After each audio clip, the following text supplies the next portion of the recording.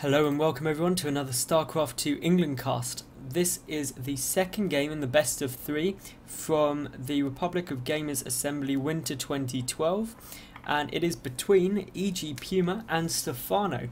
Now, as I said, this is Game 2, so if you have not watched Game 1, please go and watch Game 1, pause this video, go and watch Game 1 I cast before this, and give that a quick watch, then come back. Otherwise, you may get spoilers. Actually, you will get spoilers because I'm about to discuss Game 1.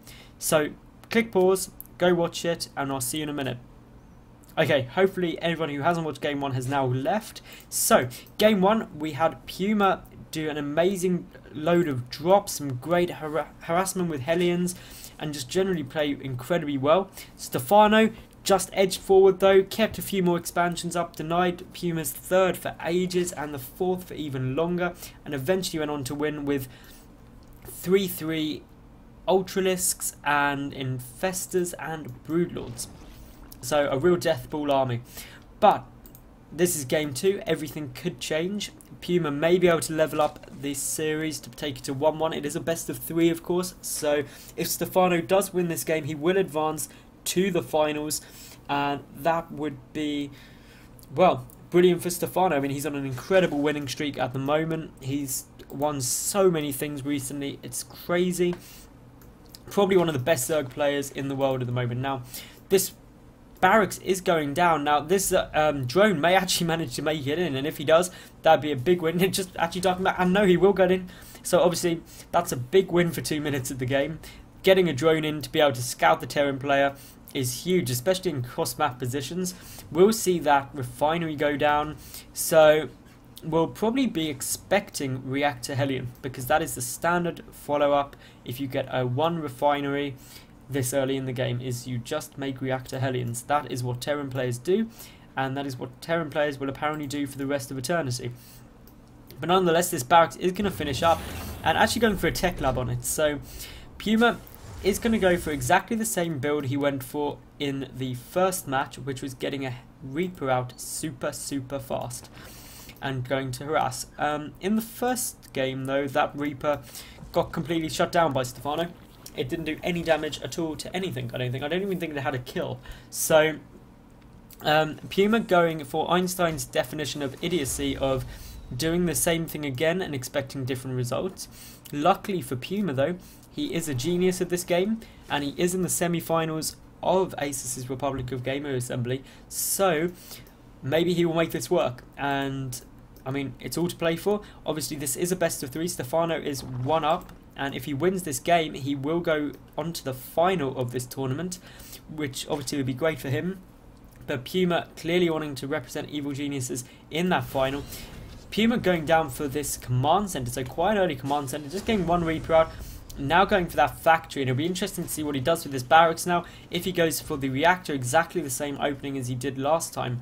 Currently though, he's just keeping it, so nope, there we go. The reactor is on its way now, so it's going to be Reactor Hellions most probably now. This Reaper is coming up, but it will get scouted by the Overlord. And actually, there isn't much in the way of Zerglings to deal with this, so all the drones are getting pulled back. So Puma actually getting now caught by drones. That is amazing play by Stephano, trapping a Reaper between 2 mineral patches with drones. That was incredible. Now, Stephano only took 1 loss there. 1 worker died to a Reaper, where he didn't even have Lings or a Queen to defend it. So that was quite impressive on Stephano's part, and Puma probably now regretting trying to do a Reaper again when it failed so badly the first time. But Puma's still just sticking to his guns. He's decided this build order didn't work last time, but it nearly did, so I'm just going to try and do it again. And just the same, he's getting this 3rd command center down super early, just to get as many SCVs as possible, get those mules out and do as much as he can as early as he can economically. Meanwhile, Stephano is also just droning, and is getting more and more large economic lead the longer this goes on. But obviously that 3rd command center will make all the difference for Puma. It will mean that he'll be able to kind of keep up economically with Stephano. So Stephano is obviously on an equal basis, which isn't what he wants to be ever. But we'll probably see a third come out pretty soon for Stephano. Meanwhile, he has got a third queen out, and that queen is just being used purely for creep spread. Stephano getting his second and third gas. Meanwhile, PUMA just still on one gas, getting that factory out, morphing into a... getting that command center out, rather, and morphing into an orbital command ASAP for the mules. There are, I believe, 4 reactors now on the field. Not 4 reactors, 4 Hellions. I am mixing up my words. This is like... I've been casting for the last 6 hours straight. I want to finish this series and then I'm going to hit the hay. But, I mean, we have now got a lot of Hellions out and a lot of... just 2 Marines. So, those Marines aren't actually going to be doing too much. Stim is on its way. So, it'll be interesting to see what happens here. That spine crawler slowly moving forward with the creep spread. The evolution chamber is down. +1 carapace on its way for the Zerglings there. And all of the ground army, and a Baneling nest is on its way as well down here, so we could be seeing some big kind of Baneling play here, but these Hellions are coming in and they are looking quite scary. There is 5 of them there, so obviously 5 Hellions are going to be able to pick that off, and a great scan there. They aren't going to try and go in, but they will prevent any further creep spread, but obviously there is that dedicated creep queen. And meanwhile, Stephano knows he can't now take his third base because the Hellions are there. So getting a macro hatch while getting his lair as well. His Baneling nest is about to finish very soon. Getting double upgrades now as well. So 1-1 will be done fairly quickly. Getting that Ling Bling style he likes.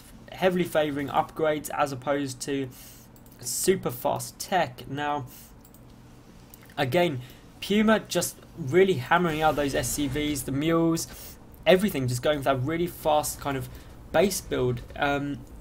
Switching over one of his factories, his only factory rather, to getting a tech lab onto it, switching that barracks onto a reactor and getting a starport. So really just setting up everything in preparation for going that very, very standard marine tank medevac build, which really is the only follow-up into the mid-game for Terran players against Zerg. Now, he may do some quite drop-heavy play. I mean, PUMA had favoured the drop play in the first game, and it worked very effectively into 9 Stephano's expansions, but obviously on Antigua's shipyard it's a lot easier to move around, and these Hellions are now getting a scan off, are going to manage to pick off 1 creep tumor, but there's a lot of links coming in. They are going to get us around, and all of those Hellions are almost certainly going to go down now. I mean, they're getting wedged into a corner, and I mean, there's just 1 left, and there they go. All those Hellions getting taken down, slightly greedy by PUMA, trying to stop those creep tumors advancing anymore, and as a result, losing all of his Hellions. Meanwhile, has managed to get that 3rd base down. I mean, saturation is natural, is nearly complete, and his main base is completely saturated. However, already pathogen glands are on the way for Stephano, so Stephano also going for an incredibly similar build, just adding in the Banelings this time. And I mean, I can't blame him. Compared to game 1, Stephano played amazingly in that game. Those early infestors really made a key bit of difference in order to let him lock down all the Hellions and do huge damage to the bio balls. So it'll be interesting to see whether Stephano does keep this up. And surprisingly, PUMA isn't salvaging this bunker yet. I thought he would have done that straight away, getting some more barracks down and actually getting double bunkers at the front. So Stephano will probably try and take out these rocks relatively quickly, but a marine being kept there just for the vision, so very wise thing to do. That bunker is now salvaged, and Stephano is just still powering drones. Actually no, now just going pure Ling Infestor, so those Infestors will pop a fraction of a second after the pathogen glands. Great timing there on Stephano's part. A good scan, won't actually pick up those Infestors though, because Stephano very, very smartly just hiding them from view and just moving a couple of Lings forward to kind of harass. And I mean, PUMA hasn't actually got a very strong defensive position here. He's got a lot of bunkers, realising that he could be about to just die, so takes a lot more. 2-2 is already half done now for Stephano, where +1 Terran vehicle weapons only just started, and 1-1 Terran infantry done already. So I mean, Stephano is just dealing with this. I think there was a drop going down there while I was just taking a look at the front of PUMA's base. It must have been up here. It was forced back. No losses though by the looks of things. So Stephano must have had very quick reactions to deal with that. And oh, Banelings, Batman. That is a lot of Banelings coming out, and 33 on the way. So this front of PUMA is suddenly looking like it's got a lot of bunkers, but not enough to deal with this many Baneling, and Stephano is just going to go for this. He is in position. He is ready. I mean, he's pretty committed to this attack. 2-2 is going to be done for him any second now. And Puma just trying to keep him pushed back. But there's Infestors there. There's an awful lot of Banelings, an awful lot of Zerglings. So Zerglings will surround the bunker. And now there's only one tank, 2 tanks each up, 3 tanks there. So, I mean, those infested turns being lobbed forward just to soak up the first wave of tank damage, just allowing him to get even better position. The first tank down already, 1 bunker goes down straight away. The Baneling's just rolling and doing huge damage. The Marines are slightly split, trying to split the Marines the best he can, but I mean, the tank's already down, the 3rd tank going down, and Baneling's just rolling in, and a big Baneling detonation didn't quite manage to go off there, although they are all pinned up, and there's a huge Baneling detonation. I mean, Puma's in a terrible position here. He's lost pretty much the whole of his mineral line down there, and all of his mineral line at his 3rd as well, now completely obliterated. He's down to 50 supply to 122 of Stephano. Stephano is going to be kept out of Puma's main base, so I guess that's his only saving grace. The most of his production structures will survive. A tank now moving into position. I mean, there's just so many Zerglings, and the bunkers aren't actually up or anything, and the supply depots are down. And there's the GG from Puma. Stephano did an amazing timing push there and just completely crushed Puma, purely because Puma went for that very fast 3rd base to try and get an economic win. So that was the 2nd game, and I was actually wrong. At the start I said it was a best of 3. It's actually a best of 5. I just had a quick look at my notes. That kind of explains why we do have a 3rd game here. So Stephano will be playing Puma again in the 3rd game. Obviously, if he wins that, he will advance to the finals, as this is a best of 5, contrary to what I said at the start of the match. So I hope you enjoyed the game, and take a look at game 3 between Stephano and Puma at the ASUS Republic of Gamers Winter 2012 Assembly. Thanks for watching.